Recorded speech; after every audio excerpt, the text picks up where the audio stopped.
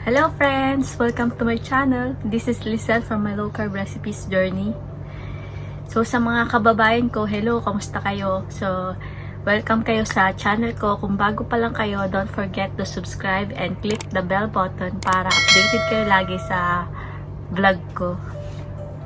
So most of my content it's about low carb recipes and keto diet. So what is keto diet?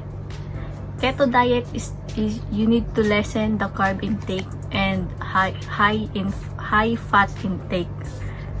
So kumbaga bawal nang mag-rice, bawal nang mag-sugar. So don't worry because in English I will translate it. In keto diet you don't need you should avoid rice, high carb vegetables and high sugar dessert. So in this recipe I have a lot of sugar-free dessert that you can enjoy even you're in diet, diba? So nag-enjoy ka na sa pagkain mo, papayat ka pa. So I hope this recipe will help you, most of the beginner in keto diet.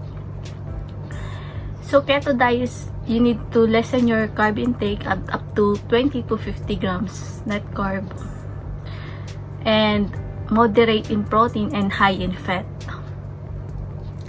So every morning I will share with you, every morning I always take bulletproof coffee. So I will link on the description box the recipe of my bulletproof coffee. And then sometimes I ate low carb keto-fied granola. So I will include also in this recipe my granola that I think it's not granola but alternative for oatmeal. And then also in lunch I start my breakfast at 9 in the morning. When I get up, I drink warm water first and then bulletproof coffee. And sometimes if I'm hungry, I ate low carb bread or this keto-fied oatmeal. And then in lunch, so I only have meat and egg most of the time, and sometimes I ate cauliflower, cabbage rice, cauliflower rice, or some vegetable, chopped cucumber or tomato. And then around 4 I have my bulletproof coffee again, or sometimes only tea, and then some low carb dessert. Sometimes I don't, sometimes yes. And in the evening I ate, most of my food is only egg and meat. That's it. So this is only for, this recipe is for beginner. For the, if you, how can I say? If you already if you are already fat adapted, so for fat adapted, that's what they call, no? So if you already fat adapted, you can skip one of the 3 meals that I prepared. So I hope you will enjoy this recipe, and I hope it will help your journey, especially for those working people like me that don't have enough time to prepare their food. So I hope you will enjoy this. So keep on watching.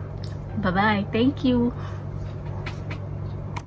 In breakfast, we need to prepare a container. So I put 1 tablespoon of chia seed each container, and 1 tablespoon of dried coconut flakes, 1 tablespoon of flax seeds, 1 tablespoon of pumpkin seeds, 1 tablespoon of chopped almonds, half tablespoon of sweeteners,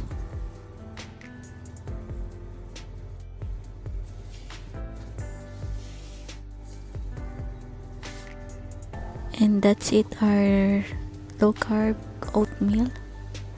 So every night you put it in the ref with 1 cup of almond milk. So every night we need to soak it with unsweetened almond milk, so in the morning it's ready.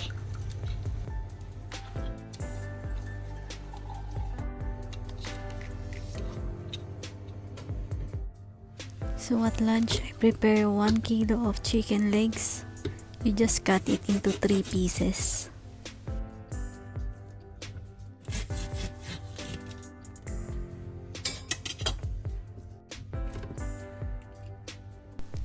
Now put in the bowl. You put 1 tablespoon of garlic,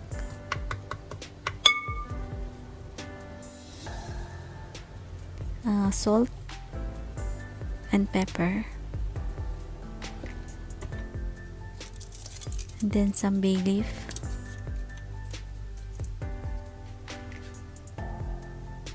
I also add 1 tablespoon of ginger paste and some sesame oil. I also add half teaspoon of coffee, instant coffee, and then you mix it. Turn on gas on medium fire. And then put the chicken. Cover it for at least 15 minutes. So after 15 minutes, saute it and then add 1/2 cup of water. And then cover it for another 15 minutes. So after 15 minutes, you mix it.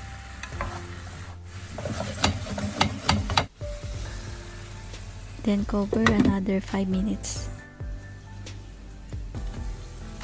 So after 5 minutes, you put the egg, boiled egg. And then you just mix all the ingredients until all the meat and egg are covered with the sauce. And then I put white onion, half.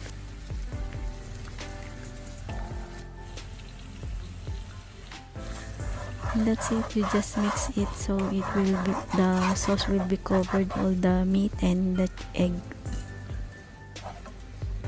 So this is ready. Just set aside.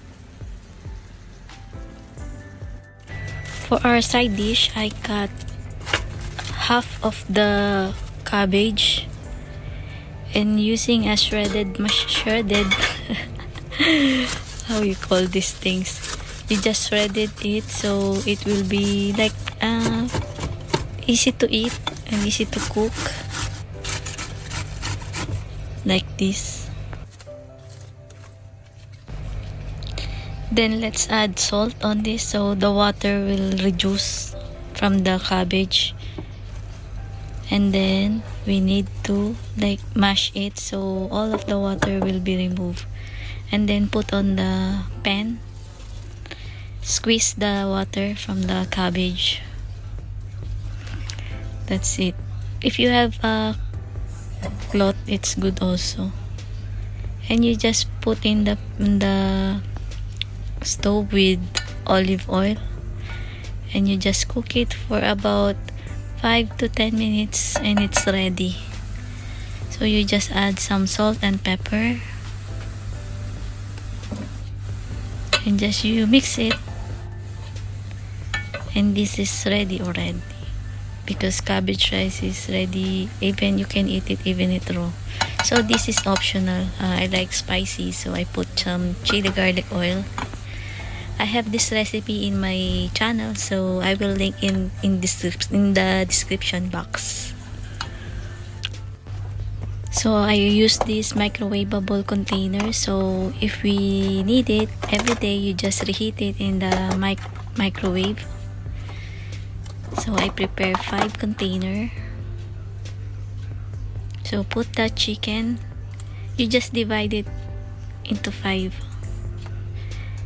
And then 2 egg each meal.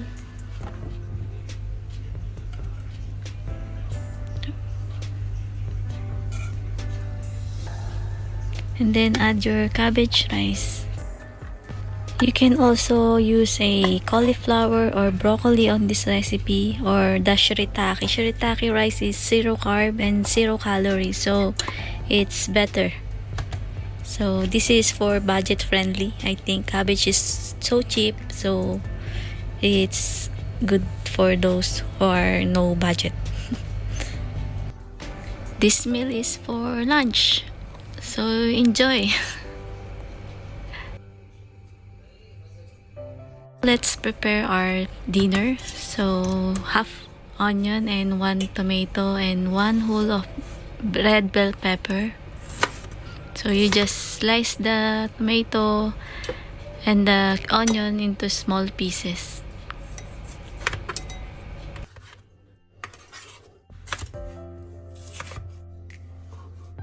After we slice it, you set aside, and let's prepare a baking pan with baking paper. So I put a fish half, and then add some salt and pepper, and then mix the vegetable and put on the top of the fish fillet. So I use tilapia. It's much cheaper, so just garnish it with olive oil or butter. And then let's just bake this for about 35 minutes at 180 degrees Celsius. So after 35 minutes, it's ready. So that's our fish. You can grill it if you want. And then let's prepare our dessert. Bowl, I put 6 large egg, 1 teaspoon of vanilla extract. Then you just mix this.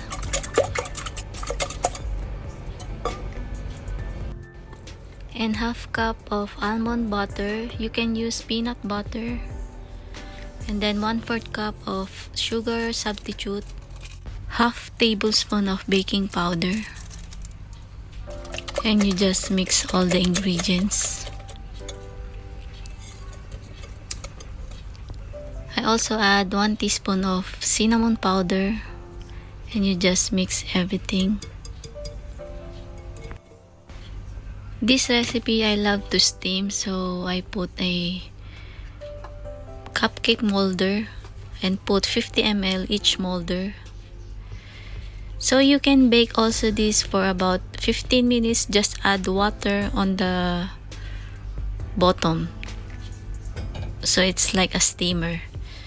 So you just steam it for about 10 to 15 minutes.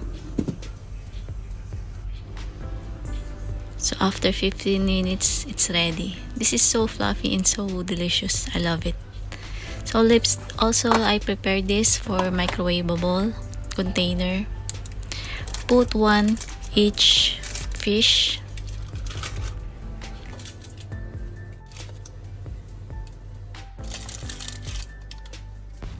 I also add some lemon for the fish. You can use a lime also. Or 1 calamansi. It's for Filipino food, so that's it. And you add 2 muffins each container.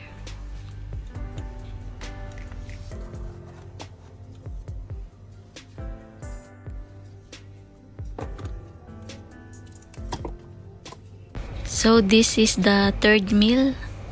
So you can also use the other one as dinner and this for lunch. You can substitute, so not every day it's the same. So I hope you enjoy this food. I will put on the description box for the macros of each meal. Thank you. So that's it. So I hope you will enjoy this recipe to your keto journey. So if you have any question, just comment down below so I can answer all your questions. But you know, it's my meal prep for you. So this is free, so don't forget to subscribe and click the bell button, diba? So libre lang. So yan. So thank you so much for the support, and I hope you will succeed to your keto journey. So thank you.